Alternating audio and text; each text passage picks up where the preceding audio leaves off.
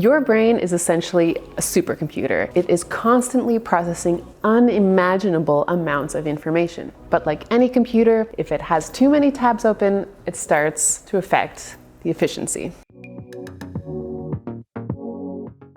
So let's go into the science behind it. This essentially affects cognitive load. There are so many things that you can keep in your operational memory at any given time in order to keep working at peak performance. And when you've exceeded this limit, it induces stress, because then you have so many of your resources dedicated to staying on top of all of those different bits of information so that they're available for recall when you need them. As a result, it's left with less capacity to take on new tasks, think about new thoughts, deal with new problems. It's also stress-inducing to realize that you've forgotten something, and even the potential of having forgotten something is also stress-inducing. So you see, it is a vicious cycle that just keeps getting worse and worse. There is an easy solution though, and it's called the brain dump. It is the process of taking everything that's floating around in your mind, all of the to-dos, all of the tasks, the appointments, and putting them down outside of your brain, either on paper or on a to-do list app or a Google Doc or a Word doc, wherever. Just making sure that it's out of your mind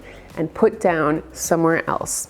That way you're freeing up some capacity in your RAM, for computer reference, if you'll take that, making space for those new thoughts. So when you have all those things written down, you don't have to devote energy to remembering them. On top of that, it also has the added bonus that when you have all of your operational tasks down on one paper, then you can start observing some kind of commonalities in those tasks. Maybe there's a group of errands that you can batch into one errand run, a few appointments that you have to make, and so you can put those into one time box all at once and deal with that. This way you have more of a bird's eye view of the things that need to be done, and you're in a better position to stay on top of them. But quickly, before we go on, make sure to subscribe to this video for more tips and tricks.